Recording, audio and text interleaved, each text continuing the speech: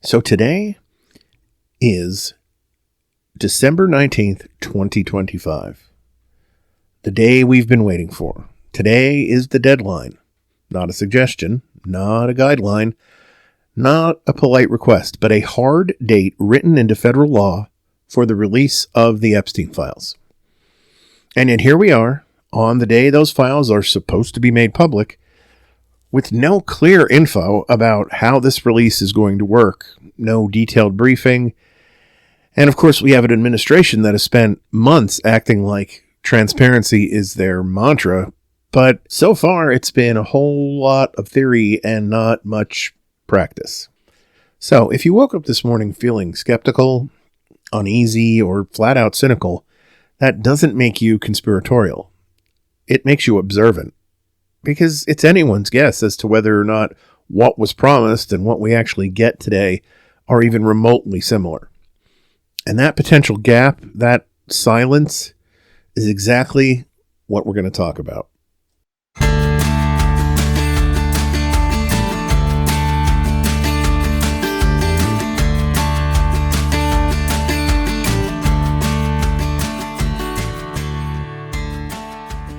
Happy holidays to all, and welcome to another supplemental installment of Back Porch Files from your neighbor on the left, the podcast about liberal politics, human decency, and life on the blue side of America's ideological divide. My name is Don Spielis. I am your host, all aflutter with anticipation.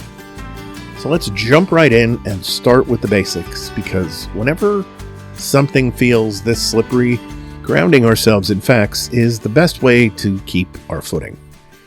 Today matters because Congress said it matters. In November, lawmakers passed the Epstein Files Transparency Act with overwhelming bipartisan support. The kind of vote you almost never see anymore. Not close, not contentious, a political unicorn.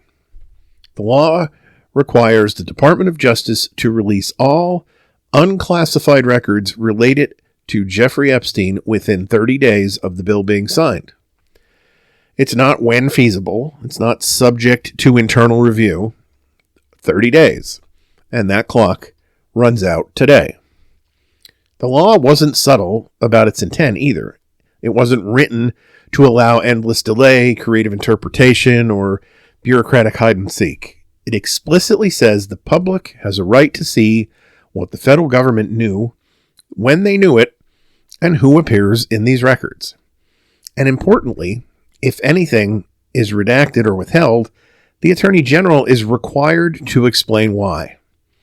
In other words, Congress didn't just demand transparency, it demanded accountability for any lack of it. So, how did we get here to a moment where the deadline has arrived and the confidence is still pretty low? To answer that, we have to talk about Donald Trump and the long, awkward, constantly shifting relationship his administration has had with the Epstein files. Trump has been all over the map on this issue. At various times, he's promised full disclosure, hinted darkly at what the files might contain, dismissed the entire thing as a hoax, and then blamed Democrats for hiding information. These things often within the span of a single news cycle. During the campaign, he suggested he'd have no problem releasing everything. Once back in office, that confidence evaporated. Suddenly, the files became complicated, sensitive, overblown, politically motivated. The tone changed from "I'll release it all" to "there's nothing here worth seeing." That whiplash matters because it sets the context for everything that followed. When the transparency bill started gaining momentum in Congress, the administration did not embrace it. Republican leadership initially tried to block it. Only after a discharge petition forced the issue, essentially dragging the bill onto the floor against the leadership's wishes, did the bill move forward. And even then, Trump signed it only after weeks of pressure, framing it as something he was doing reluctantly, not enthusiastically. Attorney General Pam Bondi insisted the Department of Justice would comply. She said the files would be released within the 30-day window while also emphasizing the need to protect victim privacy and ongoing investigations. On its face, that sounds reasonable. No one wants victims re-traumatized, and no one wants active cases compromised. But here's the problem. That language is very broad enough to drive a truck through, and the administration knows it. Since the bill passed, the behavior has been curious. Public communication from the DOJ has been minimal. There has been no clear outline of what will be released today, no inventory of documents, no sense of scale. Members of Congress have complained that they can't get straight answers. Democrats have gone so far as to threaten blocking unrelated nominations just to force transparency about compliance. When lawmakers are trying to leverage procedural power simply to find out whether the law is being followed, it's not a great sign. What we have seen, interestingly enough, is material coming out from places other than the Department of Justice. In recent days, Democrats released Epstein-related photos and documents themselves, not because they were required to, but because they were trying to keep public pressure on the administration. That move alone tells you how little trust there is that today will deliver what the law promised. If DOJ transparency were a given, there'd be no need for that kind of political pressure campaign.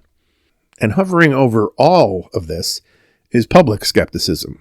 Polls show that most Americans, including a significant number of Republicans, believe important information about Epstein is still being hidden.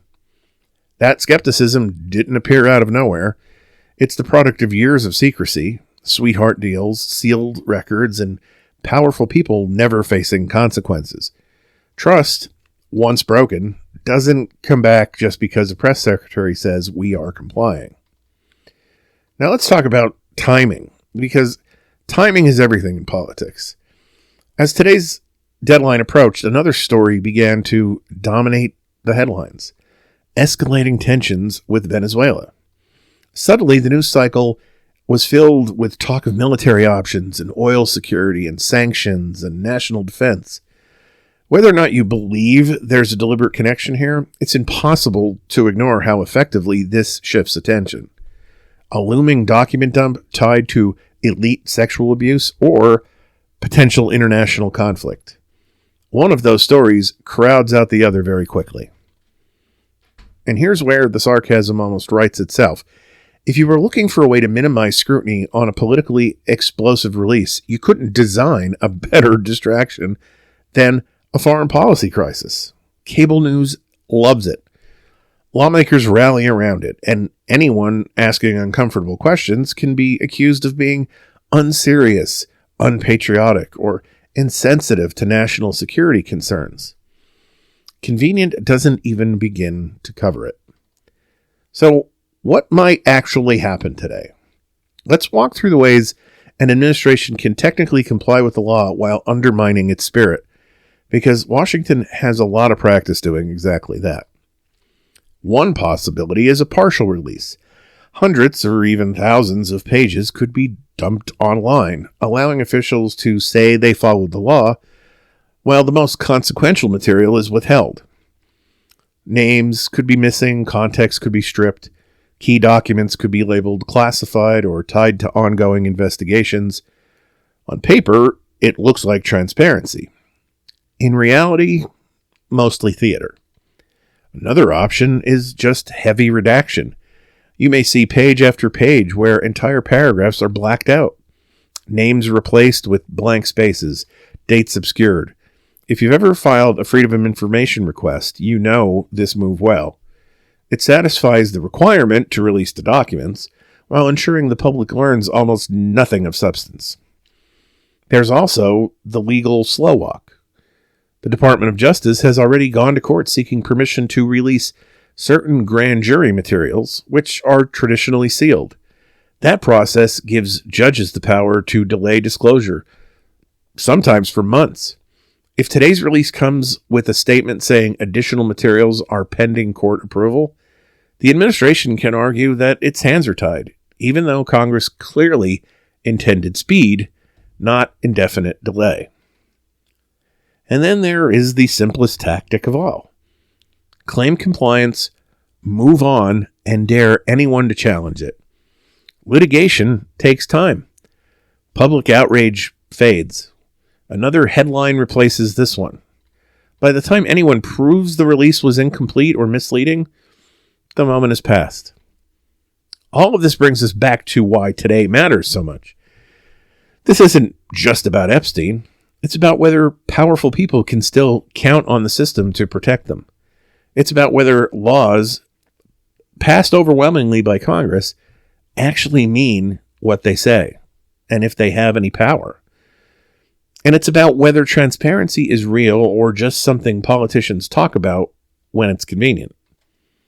If the files released today are thorough, minimally redacted, and genuinely informative, that will be a rare and welcome surprise.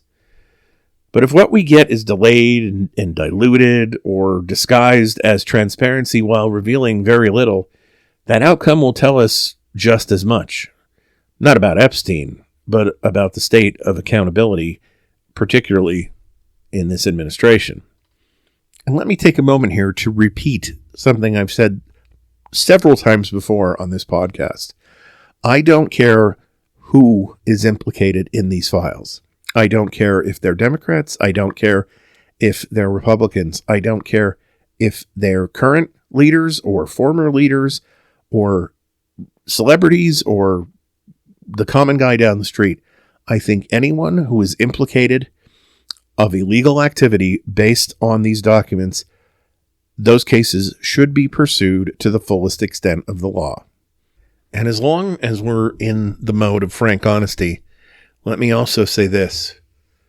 For the amount of anguish, the amount of subterfuge, the amount of waffling, the amount of mixed stories and changing narratives surrounding these files, would anyone be comfortable with a release of files that have virtually no important information in them? I know I wouldn't be. Now, that having been said, as you're listening to all the stuff that comes out today on the news and wherever, keep your expectations measured and your skepticism healthy. Watch not just what is released, but how it's framed. Notice what stories dominate the news instead of this release. And remember, when the government tells you it's being transparent, the only real test is whether you can actually see anything. Because today isn't just a deadline on a calendar. It's a moment of truth, or at least it should be. And moments like that have a way of revealing far more than anyone intended. All right, so that's it for this week's installment of Back Porch Files. I'm so glad that you took the time to listen to this. As always, I'm going to implore you to reach out and let me know what you think. Let me know what questions, what complaints, what compliments, whatever. You can get in touch with the podcast through any of the social media tools that we use. The links for those are all on the Linktree page, and the address for the Linktree page is in the episode description. You can also contact the podcast via email. That email address is neighboroutleftpodcast@gmail.com. I'll be back on Tuesday with another full episode of Your Neighbor on the Left. So until then, stay engaged, stay kind, and have the kind of week you'd wish for others.